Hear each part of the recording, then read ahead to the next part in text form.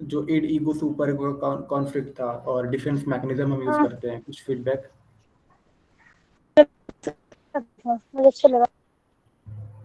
और एक और फिर क्वेश्चन था ना, जैसे मतलब एक लेडीज के बारे में बता रहे थे ना कि भाई उनको अपने हाँ बेटी के हाँ, बॉयफ्रेंड से मतलब ऐसा। हाँ, तो फिर अट्रैक्शन, उसमें हाँ मतलब अगर डिफेंस मैकेनिज्म में, अगर मान लीजिए वो हम्म। ऐसा कुछ भी अगर होता है ना, जैसे समाज को ही सोच करके अगर वो कदम अगर नहीं बढ़ाना चाहे, तो अक्सर फिर वही मतलब सही होगा क्या? डिफेंस मैकेनिज्म सारा आ सॉरी, मैं जाएगा बीच में जिसमें ग्लिच आ रीजन गया से था, वो। फिर से रिपीट।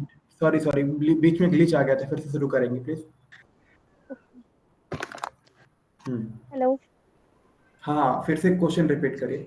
हाँ, मैं बोल रही ना कि मतलब जैसे वो लेडीज है, ठीक है, तो उसने मतलब अपना हम्म उसका डिफेंस किया, जो भी उसके मन में जो भी ख्याल आ रहा था, तो फिर हम्म। उसका उसने विरोध करना चाहा। अगर मान लीजिए वो हाँ, किसी भी कुछ भी ऐसा बोल करके सोसाइटी का सोच करके या फिर कैसे भी करके अगर वो मना करेगी, सारा मतलब डिफेंस मैकेनिज्म में ही आ जाएगा क्या? डिफेंस मैकेनिज्म होता क्या है? डिफेंस मैकेनिज्म पहले ये समझिए ना, वो हमारा एंजाइटी से बचने के लिए चीजें होते हैं। तो सोसाइटी एक्सेप्ट नहीं कर रही है, आपका सवाल क्या था कि वो चीजें इंस्टिंक्ट उसके इड से चीजें आ रही हैं, इड से वो जो डिजायर है वो आ रहा है, और जो डिजायर आ रहा है वो सोसाइटी में एक्सेप्टेबल नहीं है। तो यहाँ पे हम्म। स्त्री वो वीडियो जो है वो क्या करेंगी, आपका यही सवाल है? हाँ, तो यही फिर क्या सवाल है कहते ना? हैं, हाँ वही मतलब वो किसी भी कुछ भी ऐसा सोच करके उसने मना कर दिया, ठीक है, तो फिर डिफेंस मैकेनिज्म में सारा कुछ आ जाएगा। मतलब डिफेंस मैकेनिज्म होता क्या है, ये बता दीजिए डायरेक्टली। डिफेंस मैकेनिज्म देखिए, फिर से बहुत अच्छा, यही बोलते हैं ना, इसलिए सवाल कर लेते हैं, अच्छा बात है। देखिए डिफेंस मैकेनिज्म ये होता है जब इड, ईगो, सुपर ईगो जब आपस में प्रॉब्लम को सॉल्व नहीं कर पाते हैं, वो सिंपली शब्द में समझे, वो एंजाइटी से बचने का एक तरीका होता है। ऐसे थॉट हम्म। जिससे हमारा एंजाइटी आ रहा है, ऐसा बिहेवियर जिससे हमको फ्रस्ट्रेशन हो रहा है, एंजाइटी हो रहा है, उससे बचने का एक मैकेनिज्म है डिफेंस मैकेनिज्म, जो इड से निकलता है। जो id, ego super ego class हम समझा था ना हम लोगों ने, कि इड बोलता है प्लेजर चाहिए, ईगो बोलता है रियलिटी पे रहो, सुपर ईगो बोलता है मोरालिटी पे चलो, तो क्लास हो रहा है ना। तो उसी का निजात है ये डिफेंस मैकेनिज्म, सो डैट कि अब ईगो है बीच में मध्यस्थ है, इधर ईड बच्चा है, इधर सुपर ईगो बड़ा वाला है, भाई है, बीच में मध्यस्थर है, मॉडरेटर है ईगो। जब ये इन दोनों का क्लास, आवाज आ रही है ना अभी? जी आ जब रही है। हाँ, जब इन दोनों का क्लैश जो है ये बढ़ जाता है, जब ईगो से झेलने की शक्ति नहीं रह जाती है, तो इस ईगो से डिफेंस मैकेनिज्म निकलता है, सो डैट कि फ्रस्ट्रेशन जो है उसको संभाला जाए।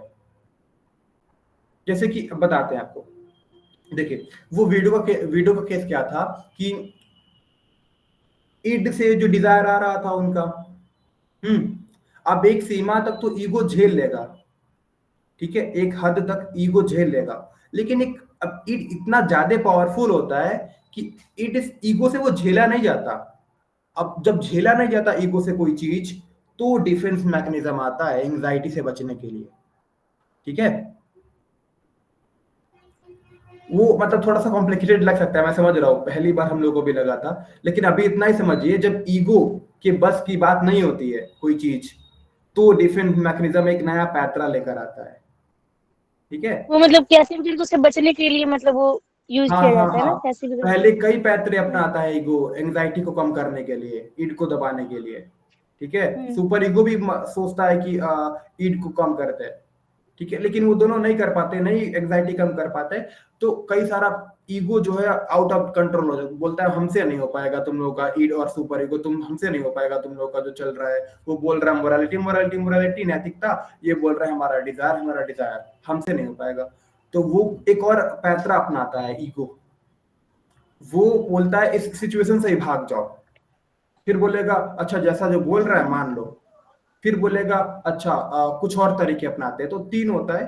तो इस तरीके से भी नहीं होता ना, इस तीन सिचुएशन से भी नहीं होता ना, तो जाके डिफेंस मैकेनिज्म आता है, और ये कई प्रकार के होते हैं, और हम थ्रू इवोल्यूशन अपना डिफेंस मैकेनिज्म सीखते रहते हैं।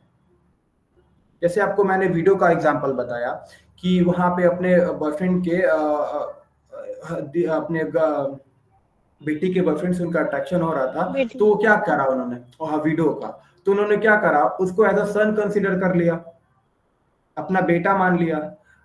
ये उनका अच्छा तरीका है ना निपटने का, उनको बेटा मान लिया, उनका फाइनेंशियली सपोर्ट करेंगी। तो ये जो इमेज बना लेते हैं ना, तो ये हमें जानवर, जो हमारी जानवर वाली प्रवृत्ति होती है ईडी की, उससे बचा के रखता है। ठीक है, तो ये हाँ, तो अब फिर डिफेंस मैकेनिज्म जो है वो हमेशा पॉजिटिव हो ऐसा जरूरी नहीं है, मतलब नेगेटिव वे में भी जा सकता है।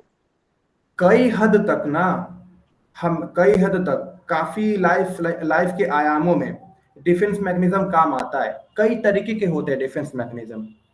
रेशनलाइजेशन होता है, जैसे रेशनलाइजेशन क्या होगा कि किसी चीज जो हमने गलती करी है उसका मैं कुछ और रीजन दे दूं, एक प्रैक्टिकल रीजन दे दूं, जिससे कि हमें लगे हाँ मैंने जो काम किया वो सही है। एग्जाम्पल कल मैंने रेशनलाइजेशन का दिया था, एक जैसे मान लीजिए वही, अब वीडियो को हटा दीजिए, अलग अलग लाइफ का एग्जाम्पल लेके चलते हैं।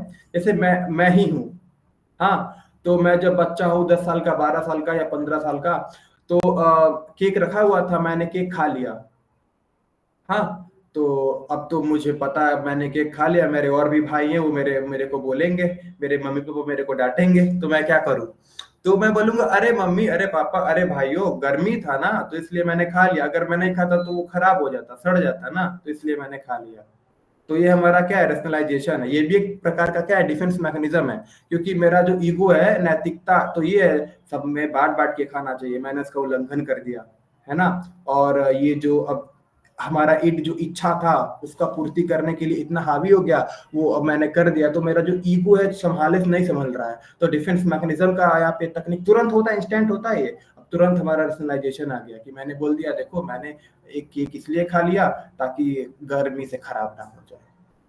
ठीक है, ये भी तरीका है। अब देखिए एक और एग्जांपल लेते हैं, मान लीजिए जैसे किसी के माँ का बेटे का मृत्यु हो गया, तो तुरंत एक आ जाए डिनायल, अरे नहीं मरा नहीं अभी, बस जैसे पत्नी है, पत्नी का पति मर गया, तो नहीं नहीं ये मरे नहीं, उठो उठो उठो, तो नहीं देखते हैं, वो डिनायल फेज है। पहले वो 5 फेजेस से जाके एक्सेप्टेंस जो आती है ना, 5 फेजेस में 5-6 महीने में आती है। तो पहला फेज भाई डिनायल होता है कि मना कर देगा व्यक्ति एंग्जाइटी से बचने के लिए, नहीं नहीं ये तो मरे नहीं, अभी उठ जाएंगे। तो हमने पढ़ा था ना, रेशनलाइजेशन, रिप्रेशन, रिग्रेशन, 11-12 बहुत अब तो आते रहते हैं। अभी लेटेस्ट का अगर आपको मैं ये डिफेंस मैकेनिज्म बताऊं तो कॉन्सेप्चुअलाइजेशन है ना, सॉरी इसको क्या बोलते हैं, इंटेलेक्चुअलाइजेशन। इंटेलिजेंट लोग जो होते हैं, फिलोसफी बहुत पढ़ लिए होते हैं, तो वो भी इस डिफेंस मैकेनिज्म का अपने जीवन में यूज करते हैं। थोड़ा नया टर्मिनोलॉजी है, मैं आप सभी को बताना चाहूंगा। इंटेलेक्चुअलाइजेशन, इंटेलेक्चुअल है ना, तो इंटेलेक्चुअलाइजेशन, फिलोसफाइज करते हैं हर चीज को, क्यों? अपने इमोशन से बचने के लिए। कुछ ऐसे, देखिए देखिए हमारे जीवन में ना इमोशन भी मैटर करते हैं, हमारे डिजायर भी मैटर करते हैं। पॉजिटिव भी डिजायर होते हैं, नेगेटिव भी होते हैं। तो कुछ अच्छे हमारे जो मूल जो होते हैं अंदर के इमोशंस, वो एक्सप्रेस होना चाहिए, उसको एक्सेप्टेंस होना पड़ेगा। वो तुम्हारे भीतर जो चल रहा है उसको बताओ, एक्सप्रेस करो। तो आजकल के ज्यादा समस्या में मैं देख रहा हूँ कि इंटेलेक्चुअलाइजेशन हो रहा है लोगों के प्रति, क्योंकि लोग पढ़ लिख जा रहे हैं, हर चीज को फिलोसफाइज कर दे रहे हैं। तो कहीं ना वो तर्क वितर्क देने के, लॉजिक के पीछे आपका जो इमोशन जो है, आपके ह्यूमन पर्सनालिटी का एक बहुत अच्छा सा पार्ट है, वो छिप जा रहा है। हम्म, तो समझ रहे हैं ना। अब इंटेलेक्चुअलाइजेशन, अरे जैसे कि मुझे एंग्जाइटी, मुझे अंदर से रोना आ रहा है, तो नहीं, अरे रोना नहीं चाहिए, तुम कायर हो, तुम रो रहे हो तो मतलब तुम कायर हो। और कुछ तर्क वितर्क दे देंगे, जो डर गया वो मतलब मर गया, ऐसा कुछ भी चलता रहता है। और हर चीज का मतलब एक कॉन्सेप्ट के साथ, फिलोसफी के साथ, वो जो हमने पढ़ लिया है किसी का, उसके साथ जोड़ देंगे और उस इमोशन को हमेशा दबा देंगे। लेकिन हमारे अनकॉन्शियस में तो वो इमोशन रहता है ना, वो दिक्कतें देते रहता है। तो अभी अक्सर देखने को मिलता है, बर्नआउट हो जाते हैं लोग, फ्रस्ट्रेट हो जाते हैं, ज्यादा ही तार्किक और ज्यादा ही लॉजिकल, हमेशा हर हर घड़ी में वही रहते हुए। तो इसका एक ब्यूटीफुल तरीके से एक्सप्रेशन जैसे लिखते हैं आप, और भी लोग राइटर हैं, तो अच्छा तरीका है इसको एक्सप्रेस करने का, वो एथलीट हैं। सब्लिमेशन हमने कल पढ़ा था। खैर सभी को समझ में आ रहा है ना, हिरेन जी हम साथ चल रहे हैं, अभिषेक, कमल, हाँ। किसी को कुछ बोलना है क्या? किसी को कुछ बोलना है? 1 मिनट। हाइड्रेशन भी बहुत जरूरी है, गर्मी आ गई है। ठीक है, तो यहाँ पे हम आते हैं कि यही तरीका सही लगा मुझे। तो स्क्रीन दिख रहा है सभी को क्या? नहीं, स्क्रीन नहीं दिख रहा होगा अभी।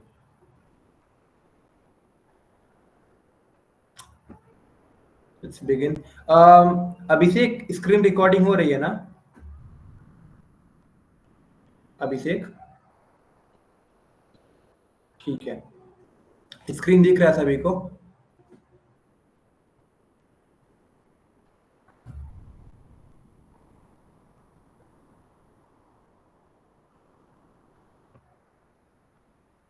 हम्म नहीं काम कर रहे क्या?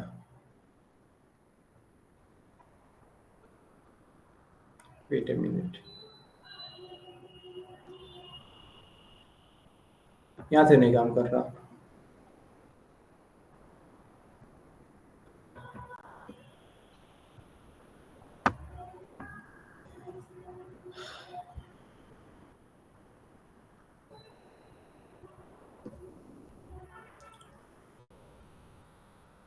ओके, तो हम आज पढ़ने वाले हैं जीन पियाजे की थ्योरी। जीन पियाजे, देखिए ये भी एक साइकोलॉजिस्ट है, साइकोलॉजी के फील्ड में बहुत बड़े ये साइकोलॉजिस्ट है। इन्होंने अपनी थ्योरी दी थी, जीन पियाजे ने, कॉग्निटिव डेवलपमेंट थ्योरी। सभी को दिख रही है स्क्रीन?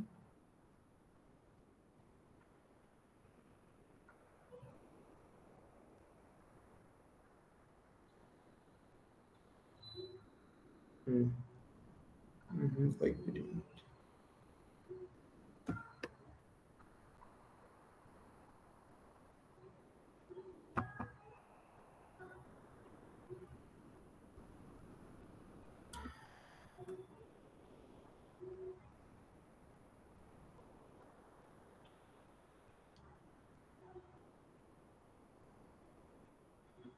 ओके, तो जीन पियाजे थ्योरी जो था चिल्ड्रन के प्रोसेस के लिए बहुत इन्होंने अच्छे तरीके से समझाया था। इनका कहना था कि हमारा जो संज्ञानात्मक विकास होता है, ये हम इसको 4 तरीकों में बांट सकते हैं। इसके अंदर देखिए, ये जो सेंसरी मोटर होता है, प्री ऑपरेशनल है, कॉन्क्रीट ऑपरेशन है, ये फॉर्मल ऑपरेशन आप जो देख रहे हैं, ये अलग अलग स्टेजेस में, अलग अलग आयामों में हमारे व्यक्ति का जो विकास होता है। इनका ये कहना था जीन पियाजे का। इसके बाद हम एरिक एरिक्सन का पढ़ेंगे। अभी हम हल्का ही पढ़ेंगे क्योंकि बस आपको एक ओवरव्यू देना चाहता हूँ, ताकि आपको हल्का सा एक समझ आ जाए कि अब एक विशेष अवधि में हमारे अंदर क्या क्या चीजें निर्मित होती हैं। ठीक है, तो जीन पियाजे theory proposed that children progress through 4 stages cognitive development, each characterized by the unique way of thinking। और हर एक डेवलपमेंटल स्टेज में ना, एक बच्चा एक यूनिक तरीके से, एक खास तरीके से सोचता है, और उसका जो दुनिया को देखने का नजरिया होता है, उसको समझने का तरीका होता है, वो भी अलग अलग होता है। तो सबसे पहला स्टेज है sensory motor stage. Sensory motor stage जो होता है हमारा, जो 0 से लेके 2 वर्षों तक होता है। इसमें जो बच्चे होते हैं, नवजात शिशु होता है, लर्निंग कहाँ से करता है? अपने इंद्रियों से करता है, अपने सेंसेस से करता है, अपने मोटर एक्टिविटीज, मतलब हाथ पैर चला के, हाथ पैर हिला डुला के, इससे मतलब चीजों को समझता है, जांचता है, परखता है। अब उसको आप मना करें कि जाओ तवा तवा मत छुओ, तवा मत छुओ, नहीं मानेगा। वो जाएगा, छुएगा, तवा से जल जाएगा, तभी वो सीखेगा ऐसे। तो अपने मोटर एक्टिविटीज से और अपने सेंसेस से, अपने स्किन जल गया ना उसका, तो स्किन भी क्या है, वो एक सेंस ही है, तो उससे सीखता है बच्चा। सेंसरी एक्सपीरियंस और मोटर एक्टिविटीज से, सेंसरी मोटर में इसमें भी बहुत सारे स्टेजेस हैं। वो हम अभी इसमें नहीं कवर करने वाले हैं क्योंकि बहुत ज्यादा टाइम हो जाएगा, या अगर आप चाहें तो हम कंटेंट भेज देंगे आपको, आप समझ सकते हैं। तो फिर आते हैं प्री ऑपरेशनल स्टेज में। ये हमारा जो होता है 2 से 7 साल तक होता है। इसमें बच्चे ना सिंबल्स के थ्रू सीखते हैं, जैसे सिग्निफिकर्स यूज करते हैं। अंगूठा दिखा दो, मतलब ठीक है, अंगूठा नीचे कर दो, इसका मतलब नहीं नहीं, ये बोलते हैं गुड हैबिट, गुड हैबिट। ऐसे हम स्पीच थेरेपी में अक्सर बच्चों के साथ करते हैं जो स्पेशल चाइल्ड होते हैं, ऑटिज्म के और रेड काउ डिजीज के, सेरेब्रल पाल्सी के, तो उन डिसलेक्सिया हुआ जिनको, तो वो सिंबल थिंकिंग ज्यादा सीखते हैं, मतलब वो भी बच्चे। लेकिन यहाँ पे 2 से 7 साल के जो बच्चे होते हैं वो भी उसी प्रकार के सीखते हैं सिंबल में। जैसे अभी ऐसे माता पिता हाथ दिखाते नहीं नहीं नहीं करना, तो इस सिंबल थिंकिंग से उनका ज्यादा अंडरस्टैंडिंग होता है। यहाँ से वो धीरे धीरे मतलब लैंग्वेज भी शुरू करना, समझना शुरू कर देते हैं। इमेजेस के थ्रू वो ज्यादा अपने दुनिया को समझते हैं, शब्दों से कम समझते हैं। हाँ, लेकिन यहाँ पे इनका जो तार्किक शक्ति होता है ना, लॉजिकल ऑपरेशन होता है, ये नहीं आया रहता है उनमें।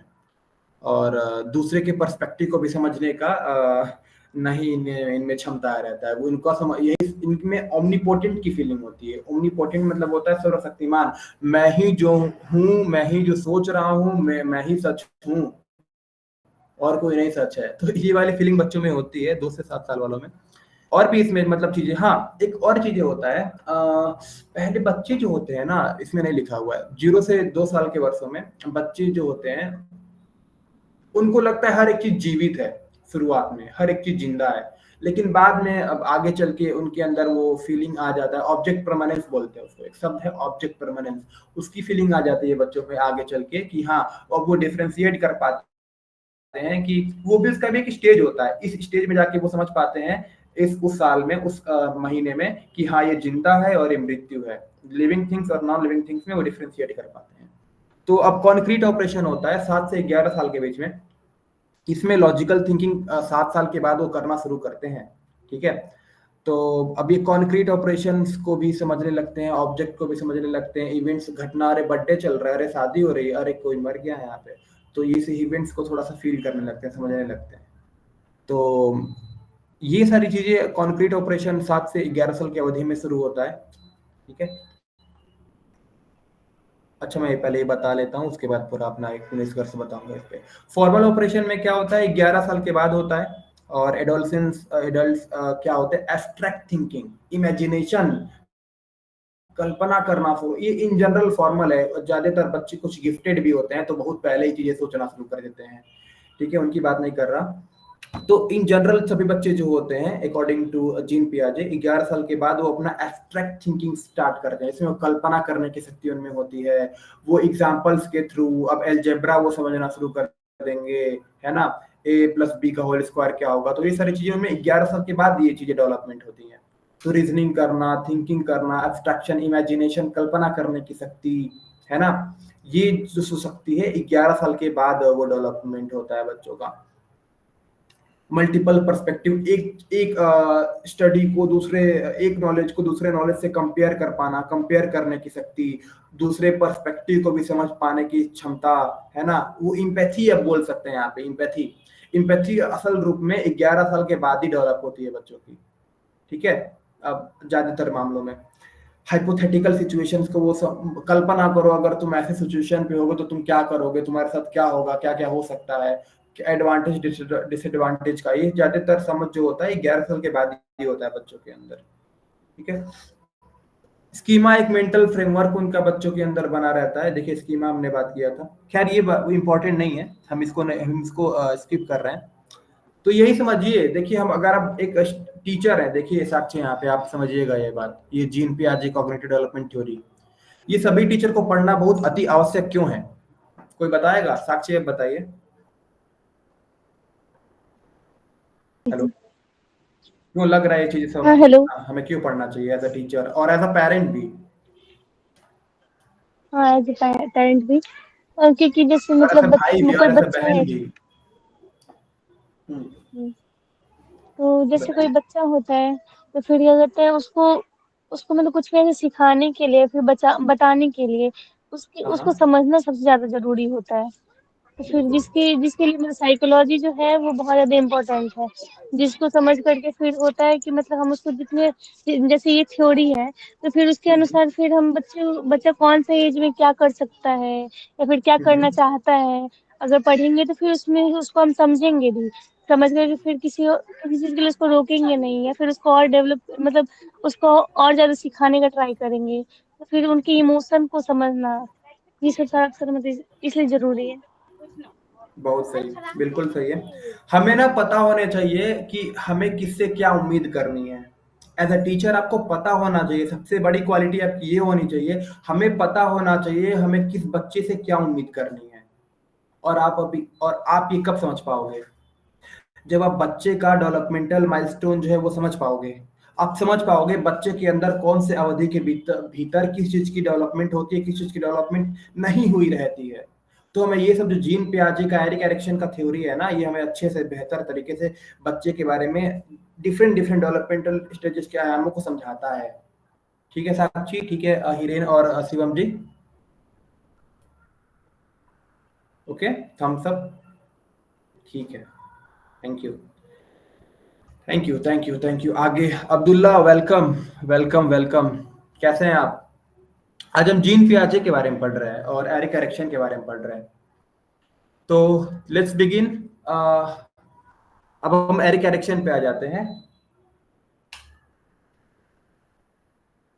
हम कहाँ थे? एरिक एरिक्सन पे आ जाते हैं।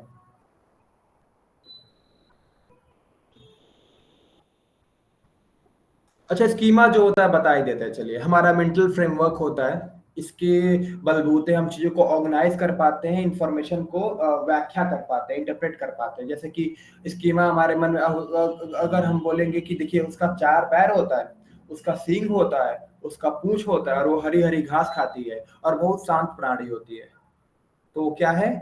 बताओ, कोई कोई कौन बताएगा? ये बताइए, मैंने जो बोला। उसका 4 पैर होता है, बीच में बड़ा सा पेट होता है, पूंछ होता है और वो हरी हरी घास खाती है और बहुत शांत प्राणी होती है। कौन बताएगा? काऊ ठीक है।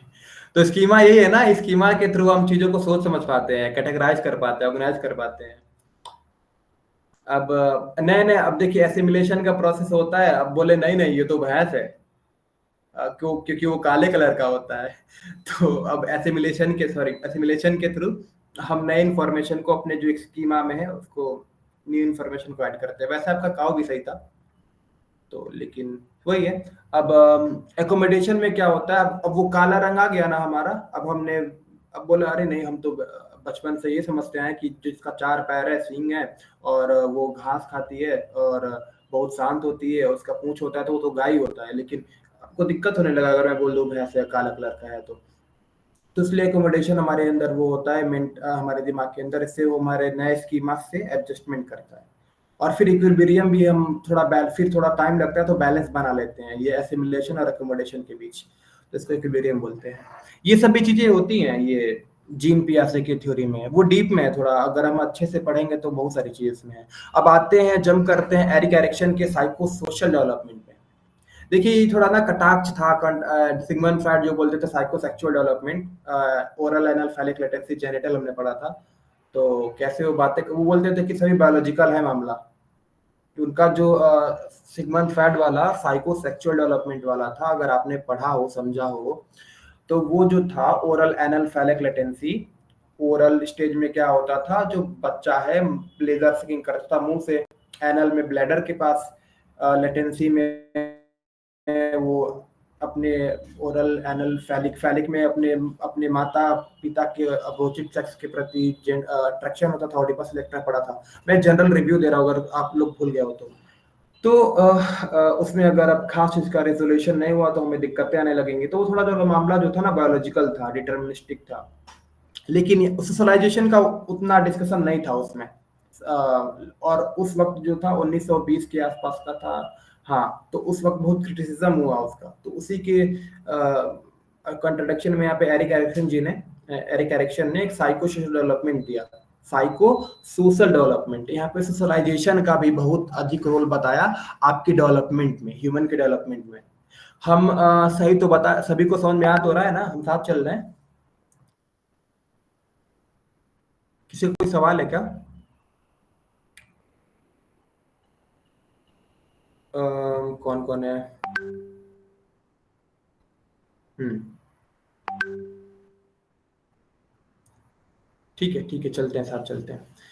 तो पहला है देखिए एरिक एरिक्सन का। एरिक एरिक्सन थ्योरी जो है ना, इंडिविजुअल प्रोग्रेस के बारे में बताती है। 8 स्टेजेस में है इंडिविजुअल का प्रोग्रेस होता है। जो हमारा साइको सोशल डेवलपमेंट होता है, समाज, हमारा साइकोलॉजी और जो समाज दोनों को मिला के अगर हम बोलें तो ये जो डेवलपमेंट होता है 8 चरणों में बांटा है एरिक एरिक्सन जी ने। और सबका कैरेक्टरिस्टिक क्या है, यूनिक होता है हर एक स्टेज में। और अगर आप उसका समाज के द्वारा, पेरेंट्स के द्वारा, पीयर्स के द्वारा, स्कूल्स के द्वारा उसकी पूर्ति नहीं हुई तो आपको कुछ क्राइसिस भी फेस करना पड़ सकता है, कॉन्फ्लिक्ट भी फेस करना पड़ सकता है, जो आपके जीवन भर में चलती रहती है। तो चलिए, सबसे पहला स्टेज क्या है, ट्रस्ट वर्सेस मिसट्रस्ट। शिवम आप पढ़ेंगे क्या? Shivam, Am I audible? या यू आर, या Okay, यू हाँ, are, please. Trust versus mistrust. 0 to 1 year. Infants develop trust when caregivers provide consistent and responsive care, or mistrust when care is inconsistent or neglectful. Anatomy versus shame. 1 नहीं, to एक 3. एक करके पढ़ेंगे, एक एक करके पढ़ेंगे। Thank you sir. हाँ, थैंक यू शिवम जी। तो देखिए यहाँ पे एरिक एरिक्सन क्या बोलते हैं, पहला जो स्टेज है उनका वो उसका उन्होंने नाम दिया है ट्रस्ट वर्सेस मिसट्रस्ट। तो देखिए बच्चे के अंदर ट्रस्ट, अब ये जो अवधि है ना, जो आपका जो ट्रस्ट इश्यूज है आते हैं, यही से शुरू हो जाता है आपका 0 से 1 साल में। देख रहे हैं एरिक एरिक्सन ने यहाँ पे ध्यान दिया है। तो अगर आप इन्फेंट जो नवजात शिशु जो होता है, 0 से 1 साल के बच्चों को इन्फेंट बोलते हैं, नवजात शिशु को।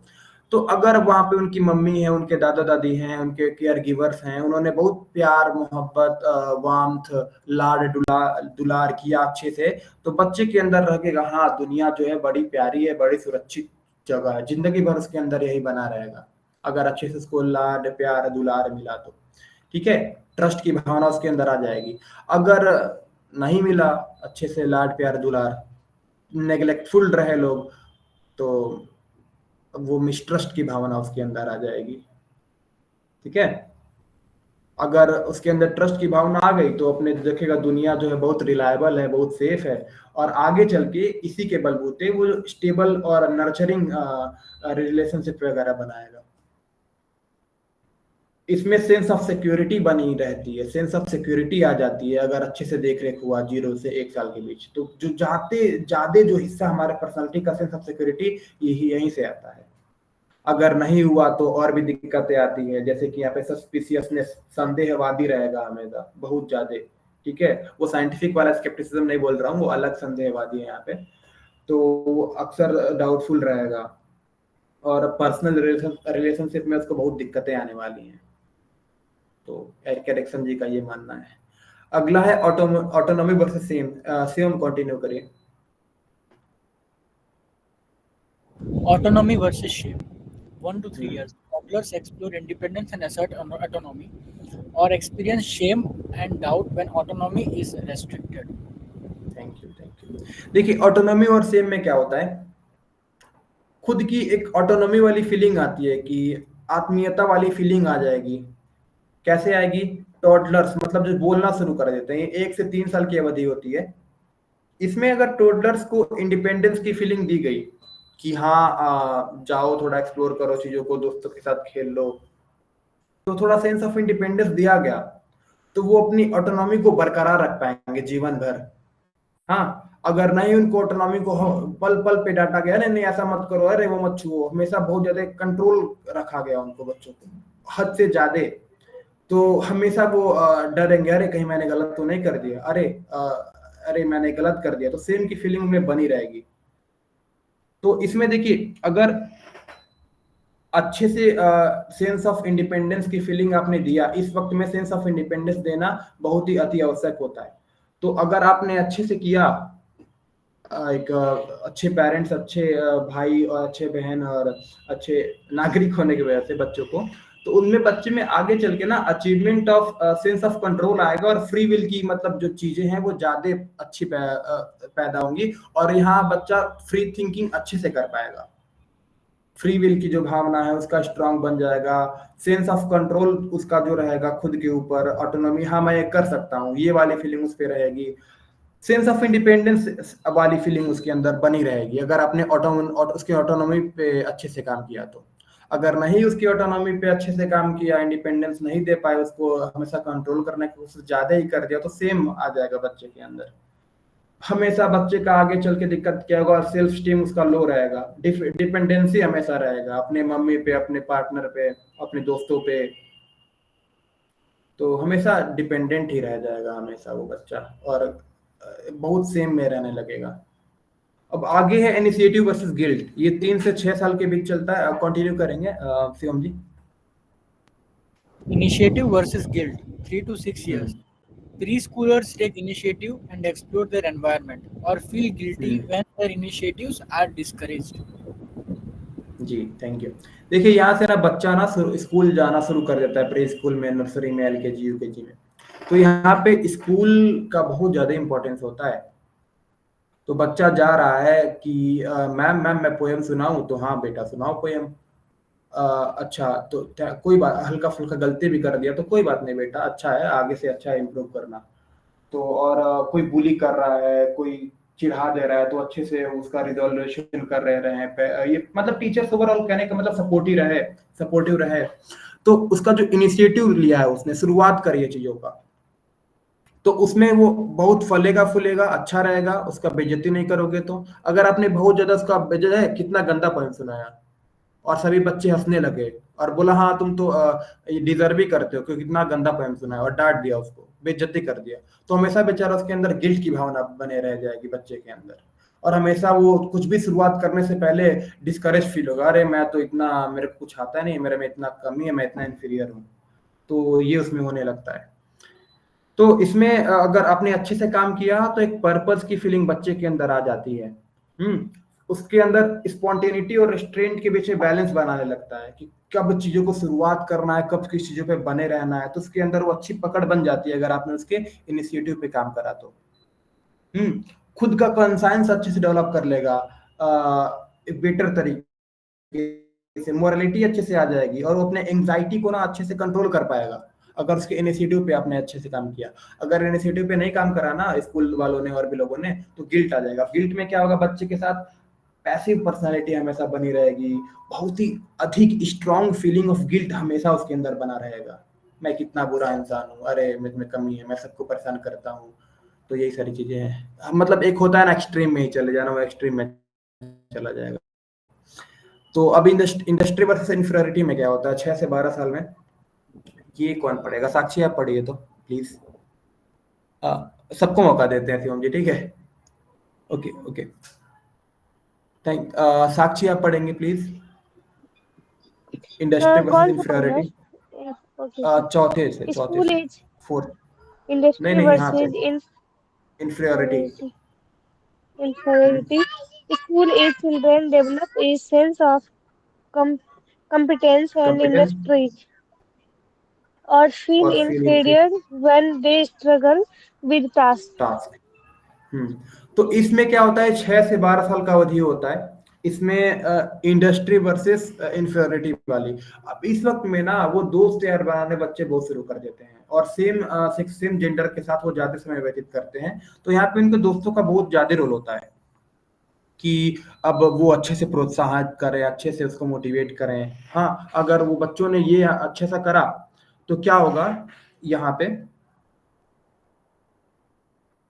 स्कूल एज में बच्चों का जो सेंस ऑफ कॉम्पिटेंस वाली भावना कि हाँ चलो डिबेट करते हैं, चलो प्रतियोगिता में पार्टिसिपेट करते हैं, तो ये उसका अचीवमेंट ड्राइव इस वक्त में ना बच्चे के अंदर बहुत अचीवमेंट ड्राइव ज्यादा होती है।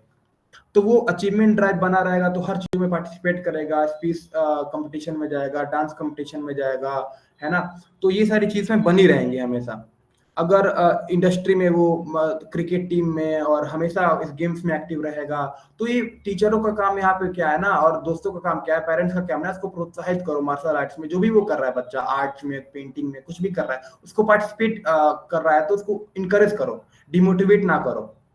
इससे उसके अंदर कॉम्पिटेंस की भावना, पॉजिटिव कॉम्पिटेंस की भावना कि हाँ अरे उसने अच्छा करा तो मैं क्यों नहीं कर सकता, मैं भी अच्छा कर सकता हूँ, तो ये वाली भावना उसके अंदर आ जाएगी। तो सेंस ऑफ सेल्फ कॉन्फिडेंस आ जाएगा बच्चे के अंदर, ठीक है? वो खुद की एबिलिटी पे उसको कॉन्फिडेंस आ जाएगा अगर आपने उसके इंडस्ट्री पे काम कर दिया तो, पेरेंट्स हो, पीयर्स हो, सभी लोग मिलके तो उसके काम कर दिया तो। अब वो अपने अकम्प्लिशमेंट, कामों को पूरा करने में ना उसको मजा आने लगेगा कि एक बार जो मैंने पढ़ना शुरू करा उसको मैं खत्म ही कर दूंगा, एक बार किताब शुरू करा तो खत्म कर दूंगा मैं अच्छे से समझ के। तो ये वाली सेंस ऑफ अकम्प्लिशमेंट आ जाएगी ना, तो बहुत अच्छा है उसके लिए। अगर इस पे आपने काम नहीं करा अच्छे से तो इन्फ्eriority आ जाएगा। तो इसमें क्या होगा बच्चे को कि बहुत अनमोटिवेटेड सा रहेगा हमेशा, और अनरिलायबल रहेगा हमेशा वो चीजों को लेकर। अब आगे आते हैं, ये वाला जो हिस्सा है बहुत ज्यादा साइकोलॉजिस्ट लोगों ने इस पे बात करी है, ये ध्यान दीजिएगा आप सभी। हिरेन जी आप पढ़िए इसे, 5 identity versus role confusion. Hiren ji. Identity versus role confusion. 12 to 18 years.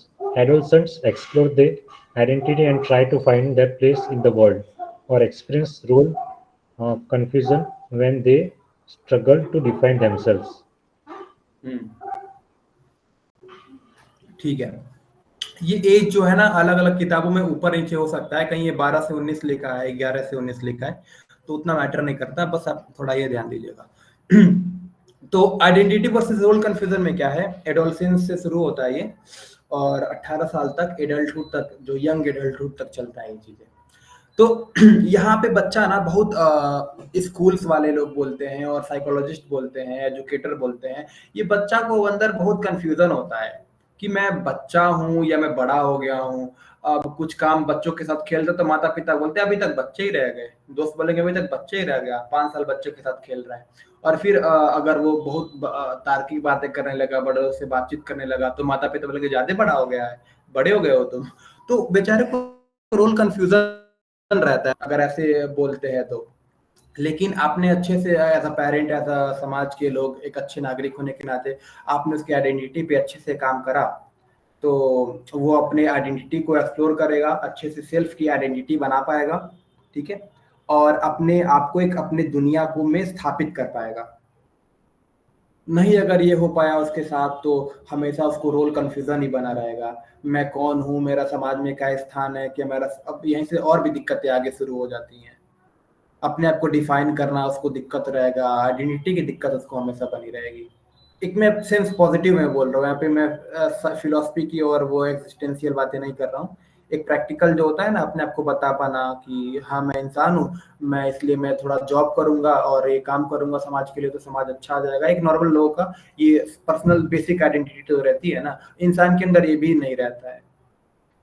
तो यहाँ पे देखिए, अगर आपने आइडेंटिटी पे काम करा तो सेंस ऑफ सेल्फ बच्चे के अंदर बन जाता है, बिलोंगिंगनेस का भावना, मतलब हाँ मेरे ये परिवार है, ये मेरे दोस्त है, ये मेरे समाज के लोग हैं, इनके लिए कुछ काम करना है, इनसे ये उम्मीदें करनी है, ये उम्मीदें नहीं करनी है। तो ये आपके अंदर आ जाता है, फेथफुलनेस की भावना आ जाती है आइडेंटिटी पे काम करा तो। लेकिन भाई आप नहीं, आप लोगों ने अच्छे से काम नहीं करा उस व्यक्ति के ऊपर इस फेज में, तो क्या होगा बच्चे के अंदर, रेबेलियन हमेशा हो जाएगा हर चीजों को लेकर। वो क्या करेगा, अरे मैं विक्टिम कार्ड खेलेगा कि मैं इतना बुरा हूँ, मैं इतना सताया हुआ हूँ, ठीक है। तो अब ये सब्सटेंस यूज आगे जाके कर सकता है बहुत ज्यादा, उसको पर्सनल रिलेशनशिप में बहुत ज्यादा दिक्कत होगा, ठीक है। वो बहुत सारा वो जो हमेशा मेच्योर बनने का कोशिश करेगा, कभी भी मतलब हंस के खेल के, हंसने खेलने वाला कोई मजाक हो रहा है तो एंजॉय नहीं करेगा, हमेशा सीरियस बना रहेगा। कोई भी मतलब हंसनुआ वाला जो माहौल है उसको एंजॉय ही नहीं कर पाएगा। ये दिक्कतें उसके अंदर होने लगती हैं। तो ये है आइडेंटिटी वर्सेस रोल कंफ्यूजन में। तो इसमें आइडेंटिटी पे काम करने पे बच्चे के अंदर यूनिफाइड सेंस ऑफ सेल्फ आ जाता है, ठीक है। अब आगे आते हैं छठा, इंटीमेसी, और ये बहुत जरूरी होता है एज अ 12 से 18 साल के बीच जो बच्चा है उसको आप बहुत ज्यादा डिमीन और बहुत ज्यादा नहीं बोलना चाहिए, पेरेंट्स को थोड़ा अवेयरनेस की जरूरत है यहाँ पे। आगे चल के बहुत सारे राइटर्स के और लिटरेचर में हमें सब चीजें देखने को मिलता है, सब यहीं से उन लोगों का दिक्कत हुआ रहता है 12 से 18 के बीच में, तो वही वो अपने एडल्टहुड में जिंदगी भर लिखते रहते हैं। ये कभी चर्चा करेंगे इस पे। खैर अभी पढ़ते हैं इंटीमेसी वर्सेस आइसोलेशन के बारे में। ये कौन पढ़ेगा, कौन है, अब्दुल्ला आप पढ़ेंगे क्या, intimacy versus isolation? Abdullah are you here? कौन कौन है यहाँ पे?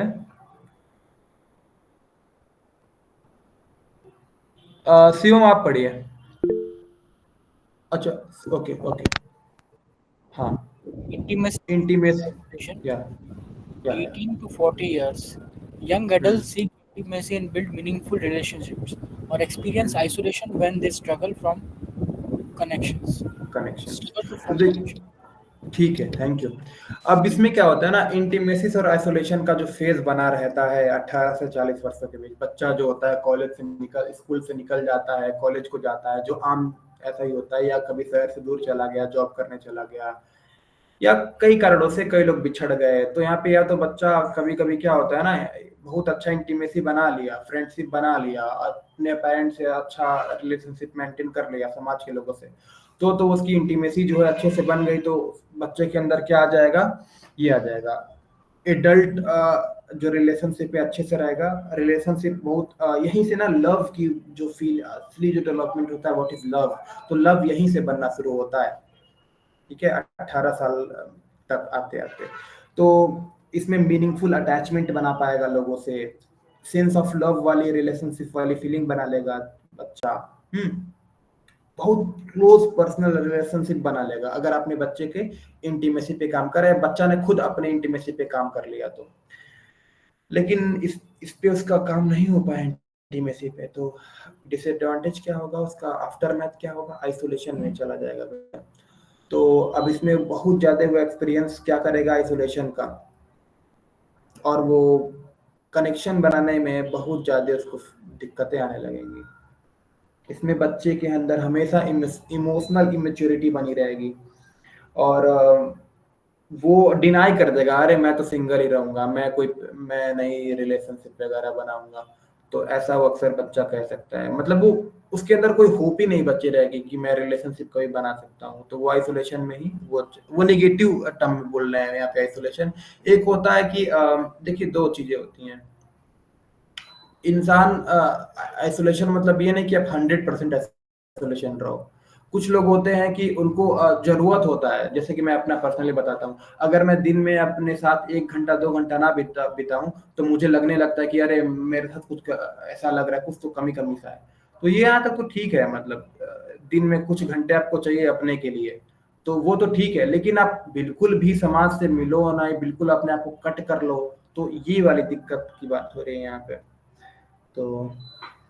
तो इंसान का देखिए रिसर्च भी है, इससे हटके थोड़ी बातें बताएं तो कुछ लोग का होता है कि 60-40 का रेशियो चलता है, कुछ लोग का होता है 30-70 का रेशियो चलता है, मतलब कि 30% अकेले रहना है और 70% मैं सोसाइटी में और लोगों के साथ रह सकता हूँ. कुछ लोगों का रहता है कि मैं 40% अपने रहूंगा और 60% समाज के साथ. कुछ रहेंगे कि हाँ मैं 60-70% तो समाज अपने साथ रहूंगा और 30% समाज से मिलजुल लूंगा.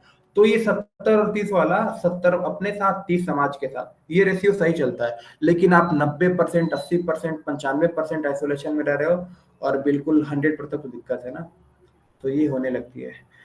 तो अब आते हैं, ये 40 वर्ष तक चलता है. अगर आपने इसको अच्छे से पूर्ति कर लिया, तो अब देखिए मैं आपको बताना भूल गया, ट्रस्ट होगा तो आपके अंदर ऑटोनॉमी आएगी, ऑटोनॉमी अच्छे से होगा तो इनिशिएटिव अच्छा होगा, ये होगा तो ये अच्छा होगा, ये अच्छा होगा तो आइडेंटिटी अच्छी होगी. तो सब आपस में जुड़े हुए हैं. अब आते हैं जनरेटिविटी वर्सेस स्टैग्नेशन. अब इसे एक आप पढ़िए इसको, अब जनरेटिविटी वर्सेस स्टैग्नेशन को. क्या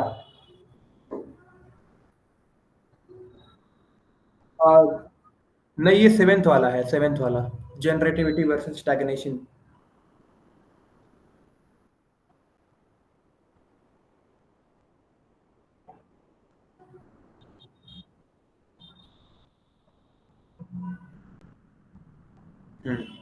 देखिए ये जो है 40 साल से 65 साल के बीच में होगा. अक्सर ये होता है स्थिरता. अब देखिए बीवी बच्चे होगा, सॉरी अपने बीवी बच्चे हैं, आपके आपकी पति पत्नी है, ये लोगों ने शादी कर लिया होता है जनरली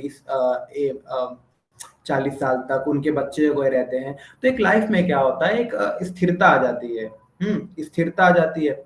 तो स्थिरता का मतलब यहाँ पे हुआ आप उसी सेटिस्फाइड हैं. आपको सेंस ऑफ ये जो इंटीमेसी है वो भी हो गई, आपका आइडेंटिटी जो है वो भी अच्छे से बन चुका है, और आपका जो सेंस ऑफ ट्रस्ट है वो भी अच्छे से बन गया है। तो आप यहाँ पे जनरेटिविटी बना लेते हो अच्छे से, उदारवादी हो जाते हो थोड़े से, थोड़े दया भाव वाले व्यक्ति बन जाते हो आप। सबके प्रति रहता है कि ठीक है, मैंने खुद इतना कुछ सीखा है जीवन में, अब मैं थोड़ा दूसरों के लिए भी जीना शुरू कर दूं, मैं दूसरों जो युवा पीढ़ी है मैं उसके कुछ सिखाना शुरू कर दूं। काफी लोग का ऐसा फीलिंग होता है कि मेरा नॉलेज जो है पर्सनल कोई संपत्ति नहीं, वो समाज का संपत्ति है, तो आगे की पीढ़ी भी डिजर्व करती है उसको भी सीखने समझाने का। मैं जो समझ गया हूँ तो मैं और भी लोगों को जीवन में जाके उसको बताऊं, जो पाऊं वो गाऊं, है ना। तो ऐसा उनका फीलिंग आ जाता है। तो ये जनरेटिविटी बड़ी अच्छी चीज होती है, ये होना चाहिए, तब उसको वो जो इस एज में वो व्यक्ति थोड़ा सा हेल्दी वगैरह माना जाएगा। तो और वो ऐसा व्यक्ति कर भी पाता है ना, उसके अंदर वो फीलिंग होती है जो उदारवादी की, उसको अगर अच्छे से कर पाया तो वो लोगों को ना वेलबिंग प्रमोट कर पाएगा, अच्छाई प्रमोट कर पाएगा लोगों से। इसमें उसके इसके सिलसिले के दौरान वो क्या करेगा व्यक्ति, क्रिएटिव बनेगा, क्रिएटिव बनता जाएगा, प्रोडक्टिव बनता जाएगा, और क्या फोकस करेगा, इसके बलबूते वो अपना अच्छा फैमिली भी इस्टेब्लिश करते चला जाएगा, और अपने नेक्स्ट जनरेशन को गाइड भी करता चला जाएगा व्यक्ति। जनरेटिविटी अगर उसने अच्छे से अपने, यहाँ पे तो व्यक्ति का ही जिम्मेदारी आ गया, तो और समाज का भी आता है कि ऐसे लोगों को सपोर्ट करे थोड़ा। तो ये जनरेटिविटी उसके अंदर आ गई तो यही करेगा, वो लोगों को, नेक्स्ट जनरेशन को गाइड करेगा, अच्छे से अपना फैमिली स्टैब्लिश करेगा, और क्रिएटिव प्रोडक्टिव रहेंगे व्यक्ति वो, और वेलबींग प्रोवाइड करेंगे दूसरे के लिए। लेकिन ये नहीं हो पाया ना, तो स्टैग्नेशन आ जाएगा, मतलब कि नहीं होता है स्टैग्नेंट वाटर कंटेमिनेटेड हो जाता है। एक व्यक्ति, नदी अगर कहीं रुक गई डैम में तो सड़ जाती है, मतलब वो पानी सड़ जाता है, होता है ना, हम भी ऐसे ही हैं। अगर हम कहीं रुक गए ना, अगर हम प्रगति नहीं करें, अगर हम तो हम सड़ जाएंगे, हम अपने आप के दिक्कत आने लगता है, बहुत सारे इसके शब्द हो सकते हैं बताने के। तो वही दिक्कत हमारे साथ भी होता है, इस एज में इन लोग के साथ होता है।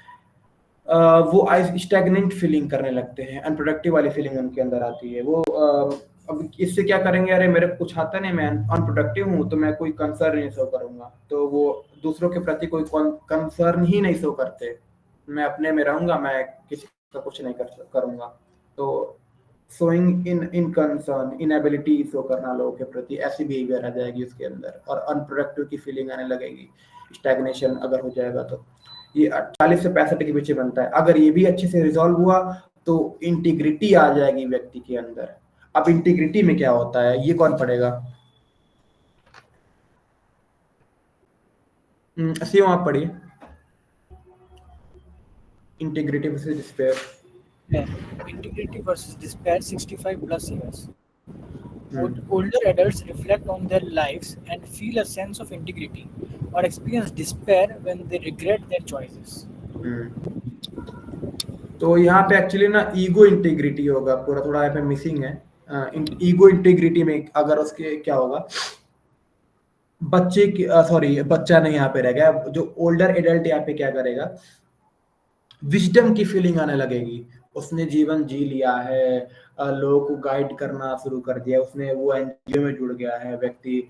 अगर बाई चांस वो प्रोफेसर बने व्यक्ति, उन्होंने इतना युवाओं को इतना योगदान दिया है, तो उनके अंदर थोड़ा ना बहुत अच्छी फीलिंग आ जाएगी, और वो अपने रिस्पॉन्सिबिलिटी को और ज्यादा एक्सेप्ट कर पाएंगे, और अपने लाइफ से ना उनको ना सेटिस्फेक्शन वाली फीलिंग आ जाएगी कि चलिए मैंने जो अपना जीवन जो है सेटिस्फाइड था मैं अपने जीवन से, ऐसी वाली फीलिंग आ जाएगी। होप ऑप्टिमिस्टिक आगे के लिए बने रहेंगे, होपफुल बने रहेंगे। लेकिन अगर ये नहीं हुआ, वो पूरा जीवन उसने देखा कि मेरा जीवन तो पूरा कोरा ही रह गया, मैंने कुछ किया ही नहीं, तो ह्यूज बहुत डिस्पेयर में आ जाएगा, उम्मीद ही नहीं रहेगी, ऑप्टिमिज्म ही नहीं रहेगा, कि हमेशा वो रिग्रेट करते रह जाएंगे जिंदगी, वो आगे के मरते दम तक। ठीक है, तो ये जो लोग के अंदर बहुत ऐसा चीजें आता है ना, रिग्रेट और कुछ करा ही नहीं, तो वो ये पूर्ति नहीं करे होते हैं लोगों ने इसमें। यहीं से वो ये 0 से 1 साल तक चलता है, और यहाँ तक देख रहे हैं पूरे जीवन शैली में कैसे। तो इससे साइको सोशल सोसाइटी का कितना ज्यादा डेवलपमेंट मतलब योगदान बताया एक व्यक्ति के व्यक्तित्व के लिए। समझ में आ रहा है आप लोगों को? तो इससे हमें कितना अच्छा ओवरव्यू समझ में आया मानव के व्यक्तित्व के बारे में, ह्यूमन पर्सनालिटी के बारे में। यहाँ पे साइको सोशल क्राइसिस की बात हो रही है। इसमें जो टर्निंग पॉइंट आता है इंडिविजुअल्स के प्रति, जब एक यूनिक कॉन्फ्लिक्ट फेस करने लगता है, तो साइकोलॉजिकल क्राइसिस वो कभी भी हो सकता है। उसको जनरली 18 से 65 के बीच उसको आना शुरू हो जाता है और वो जिंदगी भर चलता रह सकता है। Psycho social crisis, sorry.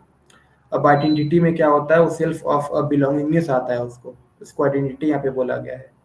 अब कोपिंग मैकेनिज्म में क्या है कि ये अच्छे से काम करे इस पे, ताकि ये हमारा स्ट्रेस और कॉन्फ्लिक्ट क्या हो कम हो।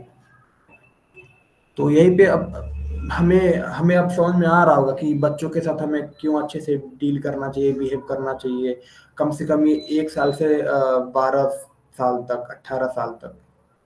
तो ये पूरा आगे का नींव रखता है। तो कोई किसी का कोई सवाल, किसी का कोई सजेशन, कोई फीडबैक?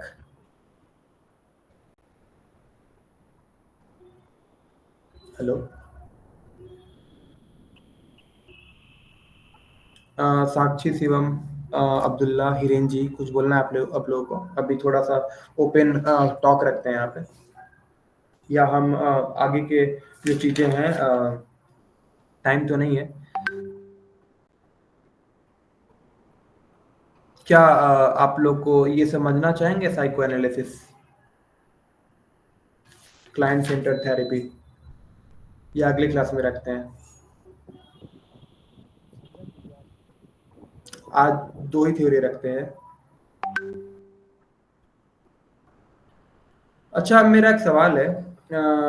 ये जो पूरा एरिक एरिक्सन का थ्योरी है, साइको सोशल डेवलपमेंट, और उसके पहले जीन पियाजे का कॉग्निटिव डेवलपमेंट, तो इससे हमें क्या समझ में आया? मतलब कोई अपना इंसाइट देना चाहेगा? शिवम जी, आप कुछ बताना चाहेंगे? ये जो हमने पहले पढ़ा जीन पियाजे का कॉग्निटिव डेवलपमेंट, की एक सर्टेन टाइम पीरियड में किस प्रकार से हमारा एब्स्ट्रैक्शन क्रिएट होता है, लॉजिकल थिंकिंग क्रिएट होता है, स्कीमा डेवलप होता है, ऑब्जेक्ट परमानेंस डेवलपमेंट होता है। और फिर यहाँ पे हमने एरिक एरिक्सन के थ्योरी से समझा कि कैसे सोसाइटी का स्कूल के दौरान उसकी आइडेंटिटी बनाने में, उसके अंदर अचीवमेंट ड्राइव, कॉम्पिटेंस की भावना पैदा करने में वो कितना जरूरी होता है। तो इन सबसे क्या समझ में आया? कुछ इंसाइट देना चाहेंगे, फीडबैक, तो दैट और भी लोग कुछ जाने।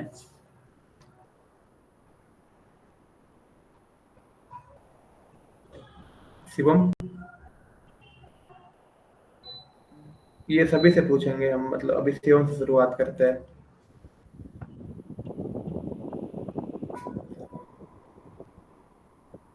Hello, am I audible? Okay, okay, take your time.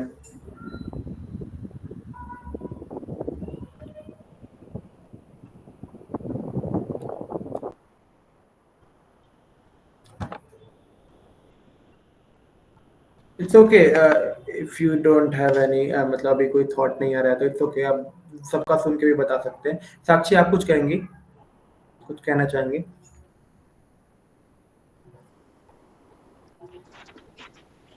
मैं इसी यही मतलब सीखी हूँ कि मतलब जैसे कोई छोटा सा बच्चा है, जैसे 2 से 3 साल का, या फिर कोई छोटा सा बच्चा है, उसको मैं जबरन मतलब 24 से 25 साल का बनाने का ट्राई नहीं करूंगी अपने आधार पे, उसको उसके मतलब अनुसार ही बढ़ने दूंगी। ये प्रैक्टिकल इम्प्लीकेशन, थैंक यू समझने के लिए। अच्छा लगा आपको समझ में आ गया ये चीजें कि किस साल, किस अवधि में, किस डेवलपमेंटल फेज में बच्चे से क्या उम्मीद करना है, हमें ये समझ में आ गया। और हमारा कितना बड़ा योगदान है एक बच्चे के प्रति, एक व्यक्ति के प्रति। अगर हम ये चीजें समझ लें तो हमें, और भी इसमें डिटेल में चर्चाएं होती हैं। तो ये है। हिरेन जी, आप कुछ कहेंगे? थैंक यू साक्षी, सपोर्ट करने, कुछ फीडबैक देने के लिए थैंक यू। एक चीज मुझे समझ आई I है think कि it हाँ, has एक मिनट हिरेन जी, एक एक करके सुनते हैं। शिवम जी आप बताइए, उसके बाद हम हिरेन जी की बात सुनेंगे। हाँ शिवम, बताइए। हाँ शिवम, कंटिन्यू प्लीज। एक चीज मुझे समझ आई है कि हर एक डेवलपमेंटल स्टेज में ह्यूमन बीइंग का जो आवाज, your voice is speaking little bit please. So human being के हर एक स्टेज में, डेवलपमेंटल स्टेज में जो कोर रीजन होता है, मतलब रिक्वायरमेंट होती है, वो सेल्फ एस्टीम और सेल्फ वर्थ की होती है। तो सेल्फ एस्टीम उसको और सेल्फ वर्थ हिरेन जी अपना माइक म्यूट करेंगे प्लीज। Thank you. हाँ हाँ शिवम कंटिन्यू। वर्थ। हेलो। हाँ सेल्फ एस्टीम और सेल्फ वर्थ। यस। वो बेसिकली ह्यूमन बीइंग हर डेवलपमेंटल फेजेस में अलग अलग मीन्स से उसको अचीव करने की कोशिश करता है, सेल्फ वर्थ को या सेल्फ एस्टीम को। तो उसको हर एक फेज में किस तरीके से डेवलप किया जा सकता है, कौन से स्टेज में कितनी मैच्योरिटी चाहिए, कितना लव एंड केयर चाहिए, और किस स्टेज में किस चीज़ का इम्पोर्टेंस लगता है। तो मुझे लग रहा है कि ये इससे समझ आता है, मतलब क्योंकि लाइफ लॉन्ग ह्यूमन बीइंग को सेल्फ वर्थ तो चाहिए, और इसी के लिए वो पूरी लाइफ जीता है। तो बचपन से लेके उसको वैलिडेशन चाहिए, उसको सेल्फ वर्थ चाहिए। तो वो कौन से फेजेस में किस तरीके से उसको डेवलप किया जा सकता है, मुझे यही समझ आया। थैंक यू, ये तो बहुत अच्छे तरीके से समझ में आया। Thank you. एक और आपने इनसाइट मुझे भी दे दिया समझाने का लोगों को। आगे मैं जब मैं बताऊंगा लोगों को तो एक और एक तरीके से बता सकता हूँ। थैंक यू, इसीलिए पूछता रहता हूँ लोगों से मैं कि हमें किस व्यक्ति किस डेवलपमेंटल स्टेजेस में सबको सेल्फ वर्थ चाहिए होता है। एक प्रकार का बोले अटेंशन वैलिडेशन, जो भी हमें आइडेंटिटी बनाना होता है, अपना सेल्फ वर्थ बनाना होता है। तो हमें किस अवधि में किस तरीके से वो चीजें बनती हैं, किस डेवलपमेंटल फेज में हमारा किस तरीके से सेल्फ वर्थ बनता है, और अलग अलग तरीके से अलग अलग डेवलपमेंटल स्टेज में अलग अलग तरीके से बनता है। तो हमें ये समझ में आ रहा है। राइट शिवम जी? यस, और इसमें मैं थोड़ा सा ऐड करना चाहूँगा कि जितने जब बिल्कुल बिल्कुल। छोटी एज के होते हैं, तब जो सेल्फ वर्थ होता है वो बहुत सेल्फ सेंट्रिक होता है। हाँ मतलब और जैसे जैसे जैसे बड़े होते जाते हैं, तब वो मोर सोशल और मोर सेल्फ को छोड़ के बाकी लोगों के लिए हो जाता है। मतलब वहाँ पे वैलिडेशन हमको जैसे जैसे एज बढ़ती है, तब व्हेन वी स्टार्ट ग्रोइंग, यही है कि इसमें जैसे लिखा है ना कि पहले जो होता है वो खुद सीखना चाहते हैं, उसके फिर के बाद रिलेशनशिप्स को इम्पोर्टेंस देते हैं, फिर जनरेटिविटी, और फिर मतलब ये एज के साथ साथ जो है वो सेल्फ सेंटर्डनेस से आउटवर्ड जाना स्टार्ट होता है। सेल्फ जो बिल्कुल। वर्थ है वो। थैंक यू, अच्छे तरीके से समझा आपने अच्छे तरीके से समझा, बहुत सही। Thank you very much. अब हिरेन जी आप बताइए। हिरेन जी आई थिंक आपने कवर कर लिया है जो मैं बोलना चाहता था, तो अच्छी और आप कुछ एडिशनल। पर्सनल इससे हटकर कुछ सजेशन, कुछ चीजें सॉरी, ऐड करना चाहेंगे, कुछ और चीजें इससे हटकर या कुछ सजेशन? नहीं नहीं, ये आई थिंक मुझे खाली इतना ही पूछना था कि ये फ्रेमवर्क अगेन वो साइकोएनालिसिस में ही जाएगा ना, कि इसका कैसे यूज करते हैं और किस तरह से। नहीं ये देखिए, वो साइकोसेक्सुअल, अच्छा वो अलग है, वो साइको एनालिसिस अलग है, ये एरिक एरिक्सन का जो है वो अलग है यहाँ पे। नहीं तो इसका यूजर की एप्लीकेशन कैसे करेंगे, मतलब ये फ्रेमवर्क का भी कैसे उसको। अच्छा इसका इम्प्लीमेंटेशन क्या होगा, हमने बताया ना, हाँ अगर आप टीचर हो, अगर आप एक खास सिटीजन ही हो, तो आपको पता लग जाएगा ना कि किस डेवलपमेंटल फेज में, किस टाइम पीरियड में, किस इतने से इतने साल के बीच में बच्चे के अंदर क्या चीजें चल रही होती हैं, और किस प्रकार से उसका आइडेंटिटी, उसका जो सेंस ऑफ इमेज खुद का कैसे बनता है, तो उससे क्या उम्मीद करना चाहिए, हम आपको ये पता लग जाएगा। जैसे कि इस एग्जाम्पल के लिए देखिए, यहाँ पे क्या है, इनिशिएटिव और गिल्ट में 4 से जो 6 साल 7 साल के बीच में जो था वो चीजें, तो वहां पे बच्चे के अंदर क्या चाहिए, एज अ टीचर आपको चाहिए कि बच्चे का अचीवमेंट ड्राइव बढ़ाओ, उसको अलग अलग एक्स्ट्रा करिकुलर एक्टिविटीज में उसको प्रोत्साहित करो, ये बहुत जरूरी है, अति आवश्यक है। तो हमें ये पता चल रहा है ना, उस हिसाब से इन बच्चों के लिए कुछ प्लानिंग करना चाहिए, उस तरह की शिक्षा रखनी चाहिए, उस तरीके से पेरेंट्स को पेरेंट्स को पता होना चाहिए, इन चीजों से उसको डांटना नहीं है, इस चीजों से प्रोत्साहित करना है, तो ये हमें बेहतर पता चलता है ना, ये इसका इम्प्लीमेंटेशन है। और आप एक काउंसलिंग साइकोलॉजी, अगर आप एक बच्चे का काउंसलर करते हो, तो आपको पता होगा कि इस बच्चे का जो फेस है, इसमें इसके भीतर क्या चल रही होंगी, और इसका जो सेंस ऑफ सेल्फ वर्थ बन रहा है, सेल्फ आइडेंटिटी बन रही है, तो किस चीजों से वो ज्यादा मोटिवेटेड, ज्यादा इंस्पिरेशन लेगा। हर एज में आपके लिए चीजों का अट्रैक्शन अलग अलग लोगों से होता है। 5 साल के होते तो आपको बच्चे से, सॉरी, टॉय से ज्यादा अट्रैक्शन होता है। आप 18 साल के, 20 साल के होते हो, 25 साल के होते हो, तो आप बाइक से ज्यादा अट्रैक्शन होता है। तो वही सारी चीजें हैं ना। फॉर एग्जाम्पल, किस लाइफ स्टेज में बच्चे के अंदर या व्यक्ति के अंदर क्या चीजें चल रही हैं, कैसे उसका सेंस ऑफ आइडेंटिटी बन रही है और भी चीजें, और ये करने से आगे क्या व्यक्ति के आगे किस चीज में वृद्धि होगी, ये सारी चीजें पता चलता है। ये इस प्रकार से हम इम्प्लीमेंटेशन कर सकते हैं। और काउंसलिंग में हम लोगों से बातचीत करने में अपने, अगर हम अपने एज अ पेरेंट अगर आप बच्चे से बात करें तो वो हमें वहां पे मदद मिलेगा। एज दोस्त होने के नाते हम दूसरे से बात करें तो बेहतर समझ सकते हैं, बेहतर समझा सकते हैं। और किससे क्या, हम हमेशा सब बोल रहे हैं, किससे क्या उम्मीद करनी है ये हमें पता चल जाएगा। मैं समझा पा रहा हूँ हिरेन जी आपको? हाँ, तो मतलब बेसिकली अगर मैं समझा तो बेसिकली ये फ्रेमवर्क के यूजेज के हिसाब से सर्टन एज का जो दिया है बैंड, उसमें जिस तरह से फ्रेमवर्क डिफाइन करता है उस हिसाब से हम समझ सकते हैं कि क्या एक्सपेक्ट करना चाहिए, ऐसा बता रहे बिल्कुल हैं। तो फिर ये बिल्कुल बहुत बिल्कुल। जनरिक नहीं होगा, क्योंकि अगर हम 0 to 1 के एज के बच्चे को एक ही कैटेगरी में डाल रहे हैं, पर एवरीबडी इज यूनिक, राइट? तो या उसको एक ही इन कैटेगरी में डालना। हमेशा बताते हैं ये इन जनरल हो रही है बातें। हाँ, एक्सेप्शनल की बात अलग है, लेकिन इन जनरल जो चीजें होती हैं, ये लोग जो लोगों ने थ्योरी बनाई थी ना बहुत अलग अलग जगहों पे जाके, मैंने हम लोगों ने पढ़ा था, अलग अलग कम्युनिटी में जाके पूरा रिसर्च के बेसिस से बनाया है इन्होंने। तो इन जनरल ओवरऑल आप ऐसे कंसिडर कर सकते हैं। हाँ, एक्सेप्शनल का, यूनिकनेस का तो है पॉसिबिलिटी, यस। ओके, तो मतलब देयर इज पर्सनलाइज, हमको देखना पड़ेगा उस सिचुएशन एप्लीकेबल है कि बिल्कुल नहीं। बिल्कुल। अब देखिए, व्यक्ति के अंदर अब ऑटिज्म ही निकल गया, उसके अंदर कोई स्पेशल एबिलिटी आ गई, गिफ्टेडनेस आ गया, तो वो तो बात अलग है ना। नहीं नहीं, मैं ऐसे एक्सेप्शन की बात नहीं कर रहा था, पर जनरिकली ये जो बिहेवियर की नहीं, बात कर रहे हर हैं बच्चे तो का उसका ऐसा ही क्या होता है? है। 10 out of 8, 10 out of 9 अगर बच्चा स्वस्थ है तो उसके अंदर ऐसा ही होता है। नहीं नहीं, मतलब घर का जो एनवायरनमेंट होगा या फिर जो सोसाइटी में रहता होगा या स्कूल का जो भी एनवायरनमेंट होगा, उससे भी ये सब बिहेवियर चेंज हो सकते हैं ना, मतलब हाँ, मतलब जो हाँ, हो सकता है, चेंज हो सकता है, लेकिन जो जो मैंने बातें बताई, इस उम्र में इस चीजों का डेवलपमेंट होता है, तो चीजें तो वही सेम रहती है, यूनिवर्सल चीजें हैं। ये नहीं कि स्पेसिफिक टू द कल्चर है, ये हर जगह इसी स्टेज पे ऐसा ही डेवलपमेंट होता है। हाँ, हल्का फुल्का मैटर कर सकता है, क्योंकि अब अफ्रीका का मान लीजिए एजुकेशन बहुत कम है, तो वहाँ पे कुछ चीजें डेवलपमेंट नहीं हो पाई। अब यहाँ पे चाइना में या अमेरिका में, यूएसए में, यूरोप में बहुत वहाँ पे कुछ डेवलपमेंटल स्टेज बहुत जल्दी हो जाएगा। तो ये तो डिपेंड करेगा ही ना, अकॉर्डिंग टू एजुकेशन और अकॉर्डिंग टू आपका वातावरण। Okay, thank you. Welcome welcome. और किसी को कुछ कहना है? नीलू, आपको कुछ कहना है?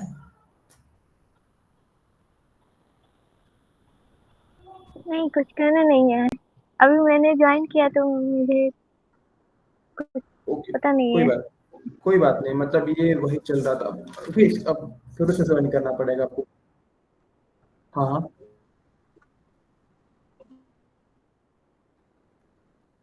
हम्म। ओके।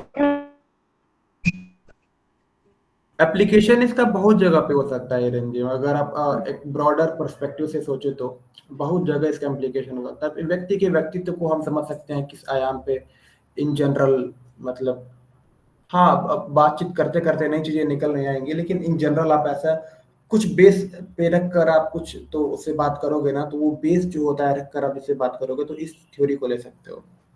और भी थ्योरी है, ये एरिक जीन पियाजे का भी है। जीन पियाजे का भी पता चलेगा कि वो तो मतलब ज्यादा सटीक बैठता है कि इस स्टेज में उसका जो है ऑब्जेक्ट परमानेंस आ रहा है, जैसे कि 2 साल के आसपास उसका ऑब्जेक्ट परमानेंस आ रहा है। अब बिल्कुल शुरुआत में बच्चे के अंदर ये फीलिंग होती है क्या लिविंग थिंग्स है, क्या नॉन लिविंग थिंग्स है, इसको पता ही नहीं है। तो ये सारी चीजें हमें पता होना चाहिए ना, एज अ टीचर कम से कम आपको पता होना चाहिए, एज अ पेरेंट आपको पता होना चाहिए। तो ये सभी दोनों थ्योरी है, एरिक एरिक्सन की और साइकोसेक्सुअल स्टेजेस सिगमंड फ्राइड की, और फिर आपका जीन पियाजे का कॉग्निटिव डेवलपमेंट। ये चीजें अगर आप अच्छे से समझ लोगे, बढ़िया से, अगर आप कंटेंट पढ़ के और डिस्कशन करके, एक क्लास से डाउट नहीं होने वाला, पूरी प्रॉपर एक अच्छे से नहीं समझ में आने वाला, लेकिन एक जनरल सा आपको एक समझ में आ जाएगा कि किस स्टेज पे बच्चे के साथ क्या क्या होता है और हमें क्या उम्मीद करना चाहिए। मतलब इसका हल्का सा बस एक अंडरस्टैंडिंग आ जाएगा, अंडरस्टैंडिंग जो है आपको अंदर से आ जाएगा, वो फीलिंग। क्रिटिसिज्म है इसका भी, हर चीज क्रिटिक होते हैं, 100% एब्सोल्यूट तो नहीं होता, लेकिन मेजोरिटी आप ऐसा लेके चल सकते हैं। तो अभी हम क्लास को यही रहने देते हैं। कल नहीं, हम सैटरडे को कंटिन्यू करेंगे। हम पढ़ेंगे ना क्लाइंट सेंटर थेरेपी और साइको एनालिसिस। हिरेन जी, आपको कंफ्यूजन है तो बता दें।